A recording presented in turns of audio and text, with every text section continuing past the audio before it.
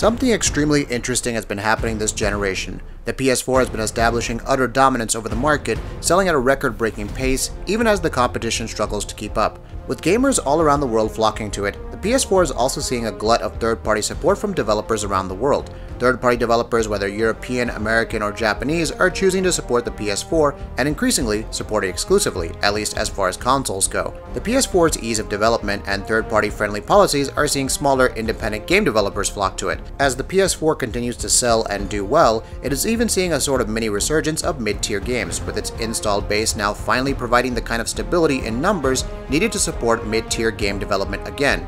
In the process, the PS4 is establishing a highly varied games library, and we are possibly seeing in the making a new age PS2, which similarly commanded an almost de facto monopoly when it came to console game development.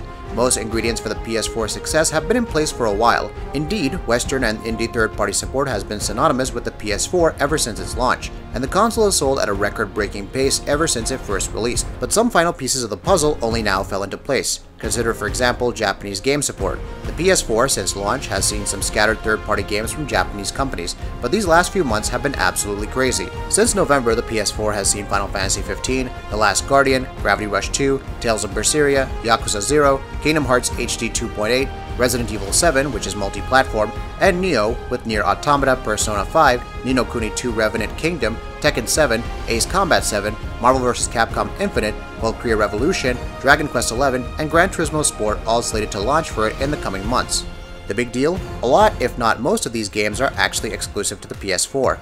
This is Japan putting forward its best foot in years, at least its best foot since the heyday of the PS2 began to wind down. The best games of this year so far have all been Japanese, and most of them have been enabled simply by the PS4's existence. Japanese games are only one of the many pieces I was talking about, however. Consider mid-tier gaming, now finally seeing a sort of mini resurgence with a PS4. We're seeing games like Farming Simulator, The Surge, Ride, Styx, Tokidan, Sniper Elite, Rime, and Vampire among others as mid-tier games, all returning to getting full-fledged retail releases on consoles again.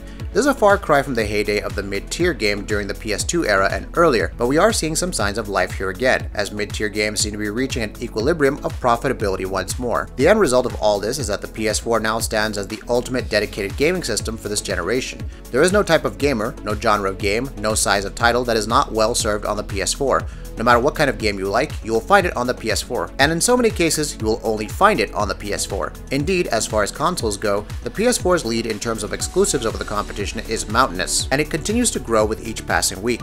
As Japan finds its stride again and chooses to support the PS4, what with it being the only viable system for them to support, as indie game developers go with PS4 due to its ease of development, larger install base, and Sony's developer-friendly policies, the PS4's library continues to swell and grow, and the install base continues to grow with it. This is indeed the kind of dominance the PS2 saw in its day. Sure, a lot of its biggest hits were shared: Grand Theft Auto, Metal Gear Solid, Burnout, Soul Calibur, Need for Speed, and for hardcore Western gamers, you went with Xbox, while for Nintendo games and quirky Japanese support, you picked GameCube. But unless you were a hardcore fan of Nintendo, or of formerly PC-only developers who had flocked to the Xbox en masse as soon as it had released, the PS2 had you covered. Not only did it have the bulk of the games that were available on the Xbox or GameCube, including some of their best games, but it had almost twice as many games all of its own from around the world, across all genres and tiers of games. No matter what kind of gamer you were probably going to be very well served, even best served, with PS2, if for the sheer quantity of titles it had in each genre. Sure, Halo was a better FPS than anything on the PS2, and no PS2 action-adventure game came close to The Legend of Zelda: The Wind Waker, but on PS2, you get 24 great shooters and 24 great action-adventure games. Why limit yourself to just one of each? And that's the case with PS4 today. Its library is so massive and so well-rounded that at this point, there's no reason for a fan of any kind of game to not pick the PS4, at least at first. Sure, the PS4 might not have a racer as good as Forza or a platformer as good as Mario, but it has a lot of racers and a lot of platformers that fans of those genres should appreciate. On Xbox One and Wii U, they would ultimately be stuck with far more limited offerings and only within some genres. Of course, some things are different between the PS2 and the PS4. The PS2 commanded an enormous amount of true exclusives, games that were released only for it and no other system. Not the PS1, not any handheld, not the PC, and certainly not the Xbox or GameCube. The PS4, in contrast, shares a lot of its exclusives with PC, PS3, PS Vita, or 3DS.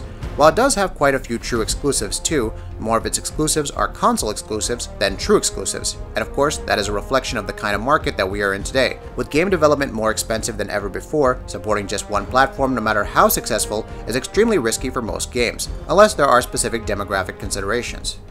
With porting being as easy and cheap as it is these days, for most games, it simply does not make sense to restrict themselves to just one platform. Just in case the game fails, your bets are hedged by simply having a larger audience to sell to, and therefore more volume of game sales too. The fact then that the PS4 still has as many exclusives as it does, and that it still gets so many games that neither the Xbox One nor the Wii U get, is a testament to its utter sheer dominance. In as much as something like this can happen in the context of the present gaming market and its conditions, I don't think it's a stretch to say that the PS4 is the PS2 of the modern day. Long may it reign.